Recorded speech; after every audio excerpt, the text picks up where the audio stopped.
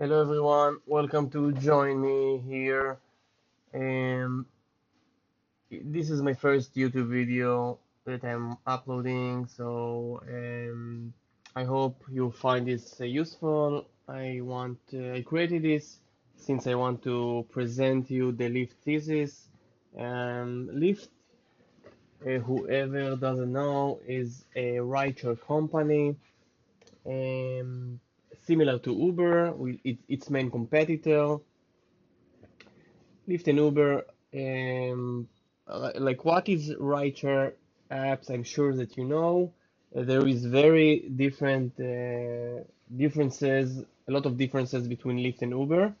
But Lyft is more focused on rideshare, which is moving people from point A to point B. Uber does a lot of other stuff. Um, But let's talk about Lyft. So Lyft in the last year, not year, but year to date, rallied 61 percentage points, um, which is huge. Um, if we take even the past 1 year, we'll see it's even more extreme. It's 74%, something like that. So what happened to Lyft stock? Is it a buy, hold, sell? What I'm thinking about it. I hope you find this useful, whoever interested in Lyft stock or company there. Um, so let's talk about Lyft. One thing, like when we talk about Lyft, we cannot not think about Uber. It's main dominant competitor. So obviously Uber is the dominant player here. As here I have the screenshot from Google Overviews. Uber has the majority of the market share like 74%, and Lyft holds a third from that, like 24%. So together, they're very close to dominant the market. We are talking about um, US market, okay, which is the biggest market currently that rideshare operates in. But we see that if we combine it together, we like get close to 100%, which although Lyft is very small compared to Uber, together they are duopoly in the US, so no one even close to their market share. So that's point to think of. Um, More to that, same as Uber, Lyft enjoys from network effects. What is network effects? A lot of people think, okay, network effects, what it means, why should we care? So network effects, you can Google it. It means that the more users use your platform, the more used it's getting to be. And why it's that? Because think about Lyft and Uber's apps or a customer. There have two segments of customer. One is the riders that take the rides from point A to point B, and second is the riders that are the kind of employees of the company, um, which is not exactly. They're more like a contractors, but they are also customers of the company. They're enjoying using the app. So the more riders you have, the more demand it creates, right? So the more demand for riders, so it's bring more riders to the app. The more riders you have, the more availability of rides you have. So it translates to quicker arrival times. So the more user experience, the more improved user experience you have, the more riders it attracts, and so on. So the bigger, and obviously you don't want to, use an app that doesn't have, you want to take a ride, it doesn't have any rights to offer you. Or if you're a rider, you want to make money and you're rating and nobody's calling you, nobody using the app.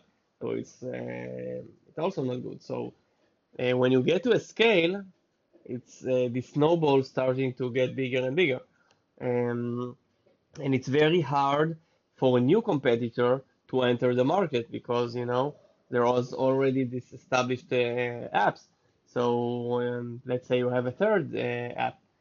Now a user who download it, it sees there is no ride, no availability. He download immediately Lyft or Uber, and it immediately get assigned to a driver. And obviously the user experience probably is alleviated because it's has a lot of time perfecting it. And so this is very important. It's kind of acting as a moat of these two players. And what I want to talk about Lyft, or what is unique about, what is the position of Lyft in the market? If you open the last earning report of Lyft, or even the last two, we have here a snapshot from the last earning presentation.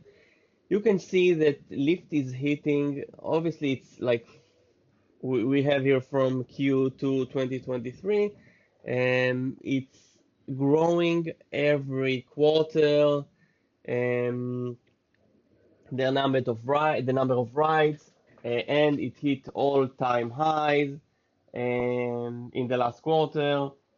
Same for riders, it's hitting all-time highs in all metrics, which imply that the management is doing a good job here.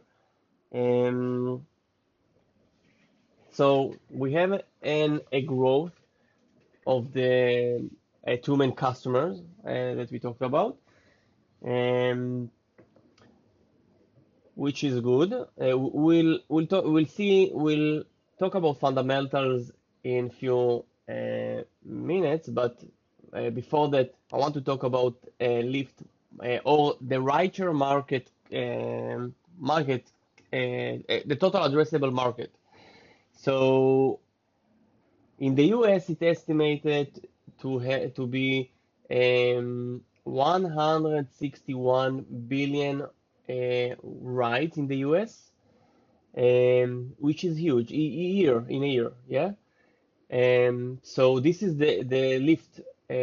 Currently, Lyft is only operating in the US, so the total addressable market of Lyft is 161 billion.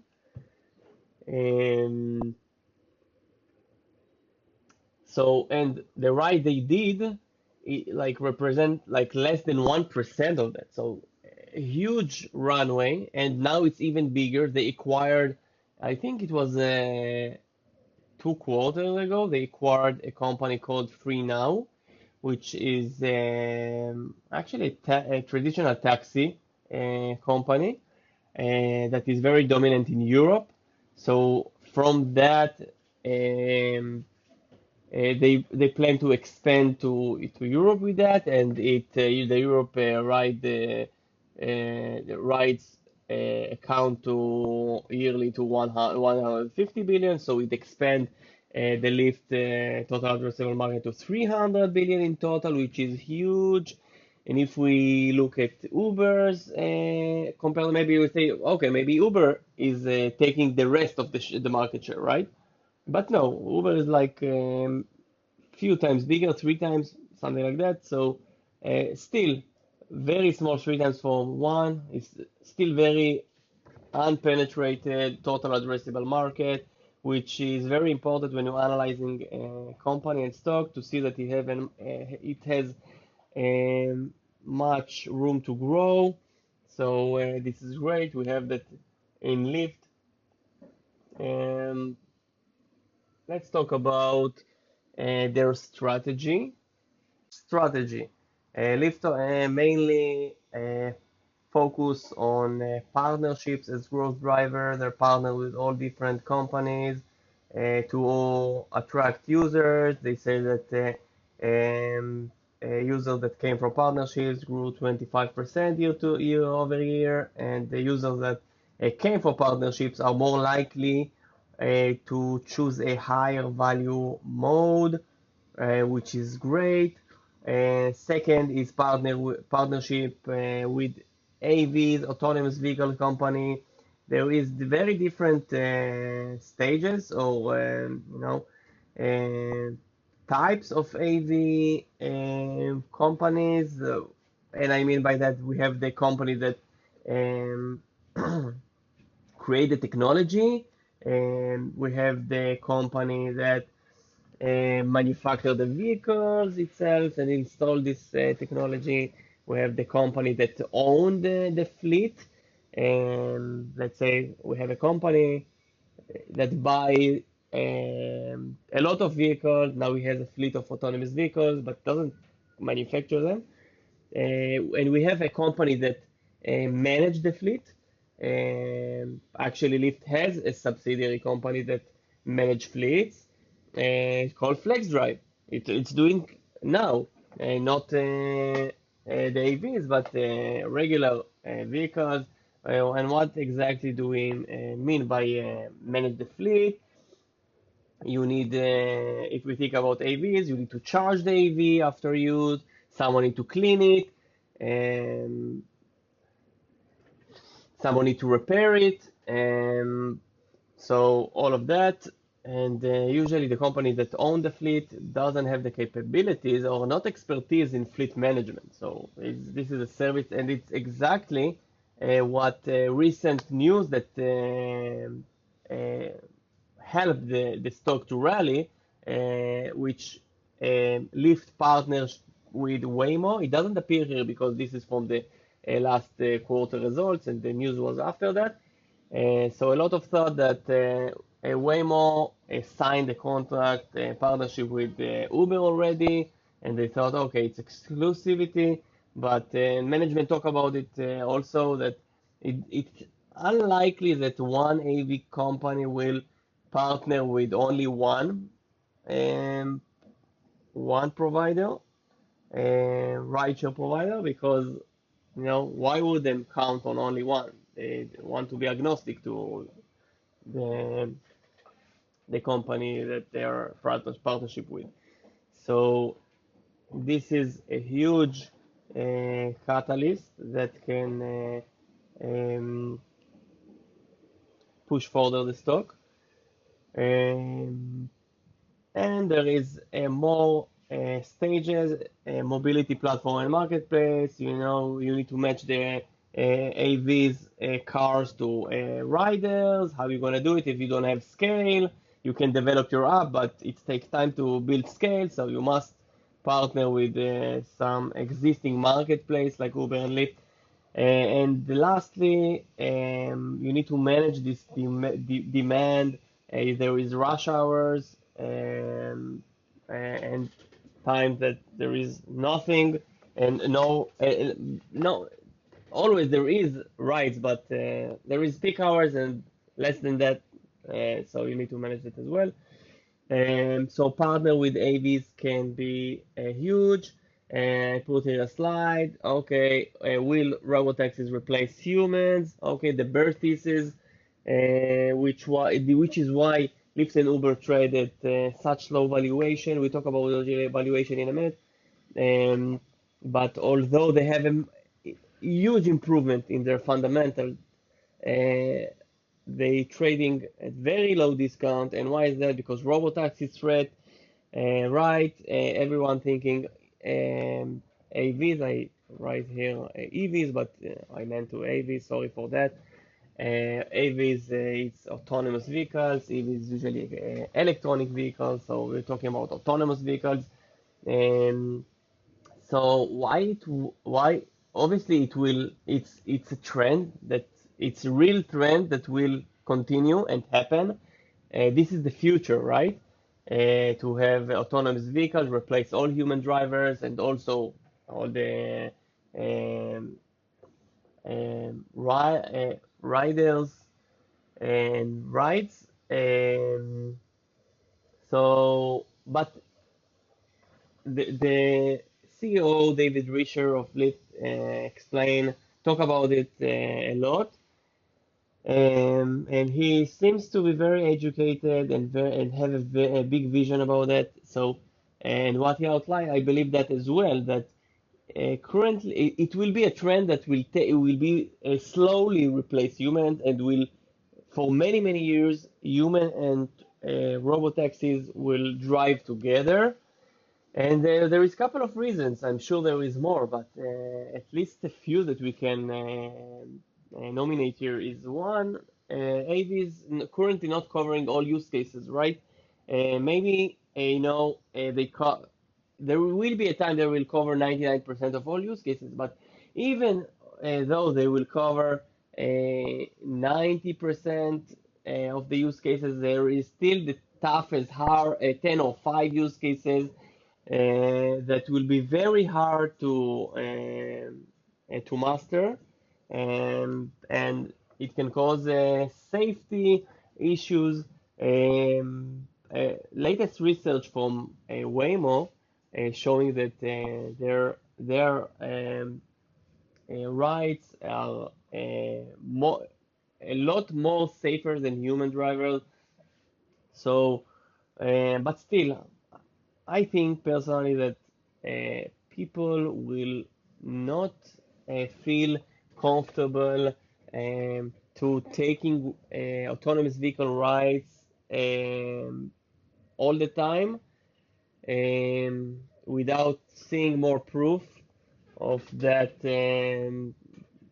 of increase in safety. There is a lot of videos in YouTube that you can see that autonomous vehicles like Waymo's, Teslas, doing funny stuff, stopping in junction, not moving. So you don't want to get stuck when you rush. You maybe a little bit suspicious. You're afraid a bit. You don't trust 100%. And will you feel safe to ride AVs to commute every day to your work? I'm not sure. There will be difficulty, I'm sure, in extreme weathers such as heavy rain or fog, and it will improve obviously, but it's still not 100%. And AV cannot lift your luggage. If you want to, you go to the airport and you have a heavy suitcase, no one will lift your luggage. And you probably, if you're in rush, you will prefer a human driver that will squeeze a bit more the pedal and get you there a bit more quickly than AV vehicle. Um, and lastly, AVs are actually a market expander for Lyft and Uber, obviously.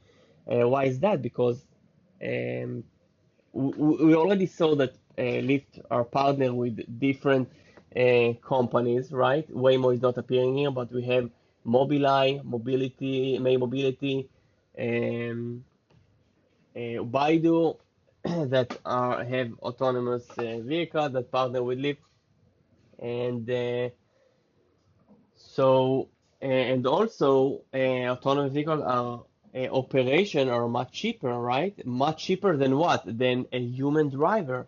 So it can bring higher margin rides to Lyft. So it can help profitability even.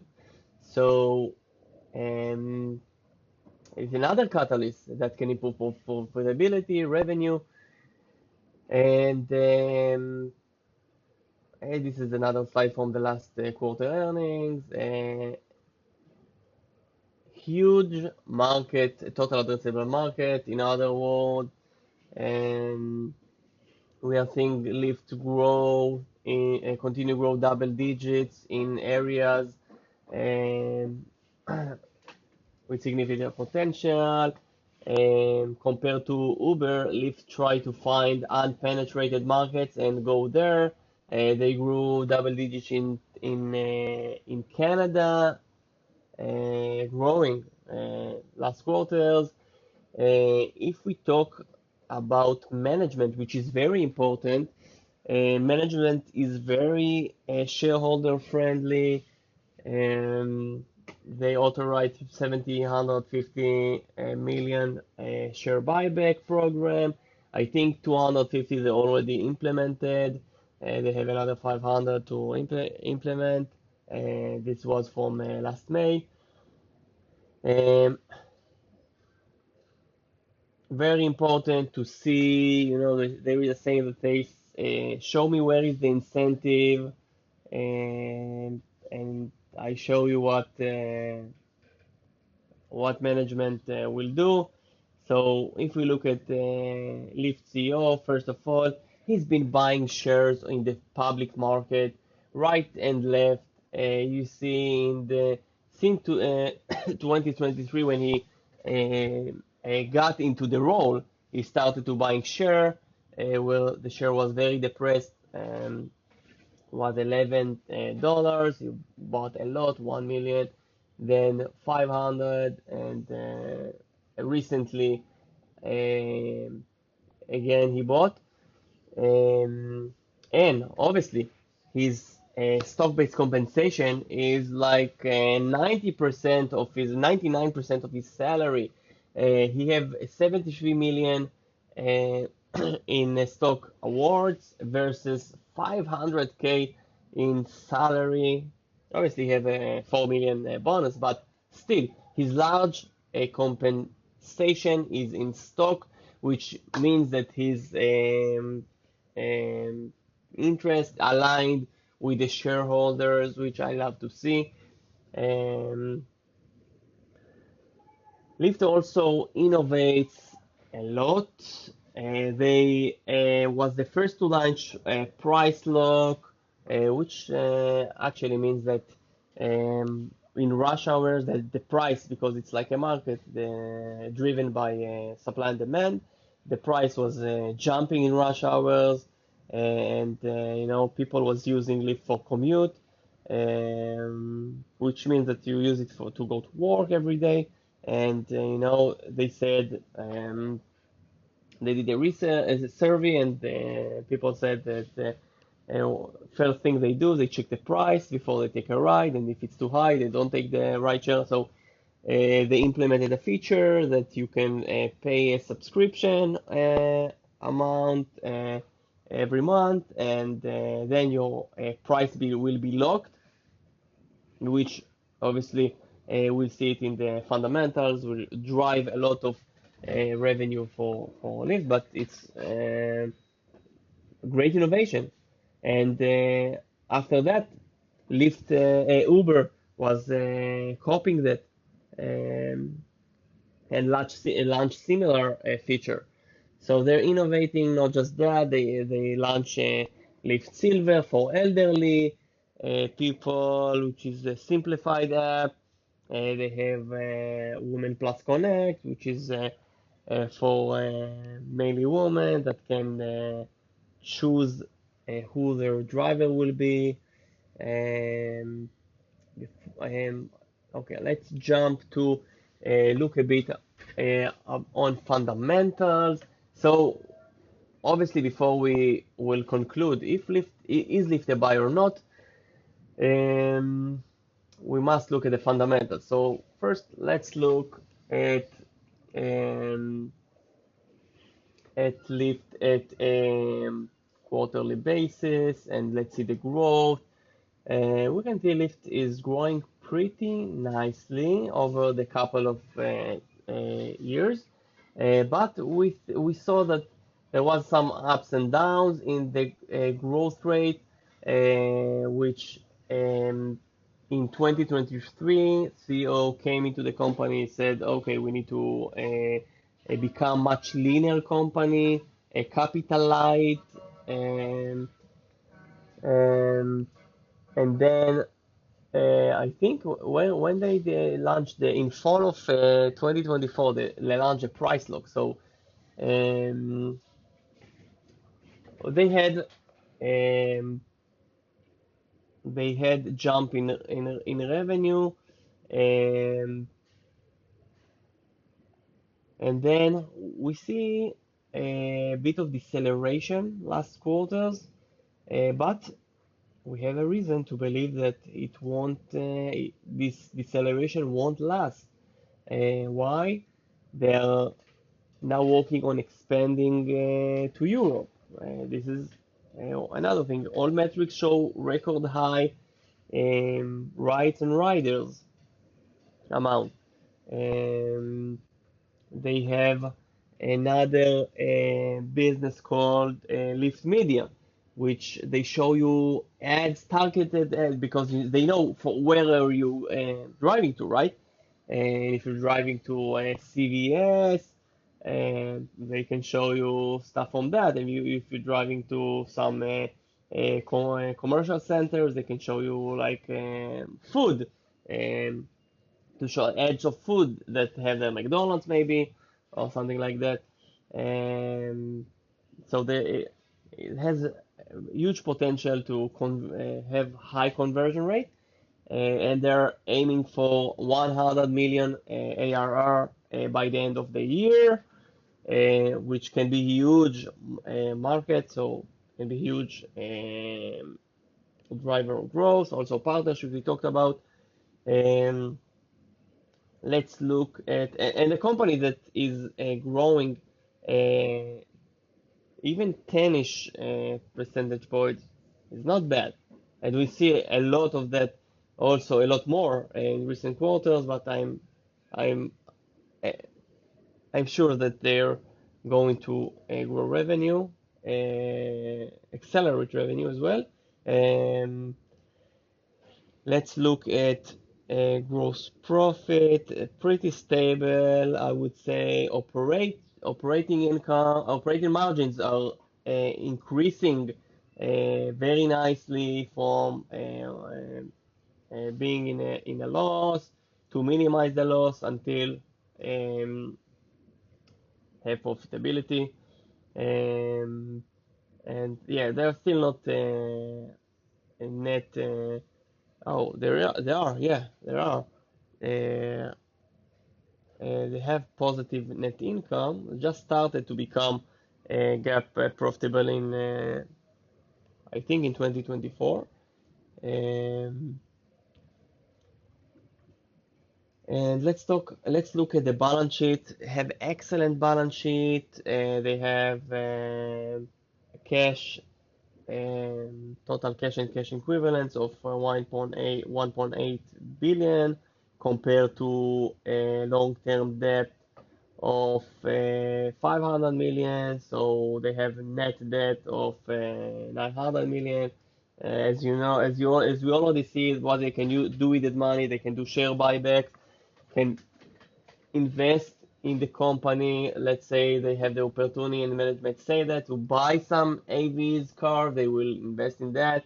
But this is still speculation. We don't know that. Let's look at cash flow statement. Let's look at 12 trading month, and we can see this beautiful chart of increasing cash flows. And yeah, and they reach last the amount of almost 1 billion in free cash flow if we subtract the capital expenditure. Yeah, around 1 billion in free cash flow, which is amazing. Um, and let's talk about valuation. So, in terms of valuation, if we compare them to Lyft, the main competitor, Lyft to Uber, sorry, the main competitor, Lyft is trading at least 3 times less. If we look at price to sales, and this is Lyft. So Lyft trading at forward of 1.3, Uber at 3.9.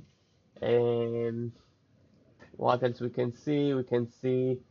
And we can see the PEG, obviously non-GAAP because the gap is not stable currently because it just turned to profitability.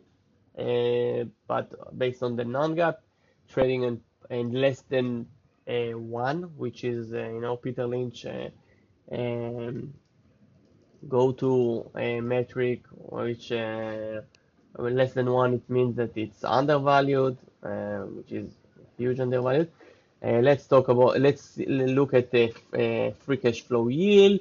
So obviously, Lyft has a recent rally. They had the 19 free cash flow yield, which is crazy. Now they're sitting on around 11, which is also pretty nice, right? It's cheap, undervalued compared to Lyft. Lyft turned to profitability as well, and they're sitting about stable about 4%. Um,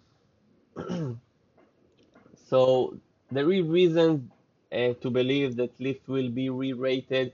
They already started, as we saw, right? The share price already showing um, a nice momentum, and it also broke. I think we can see that as well. The resistance Lyft.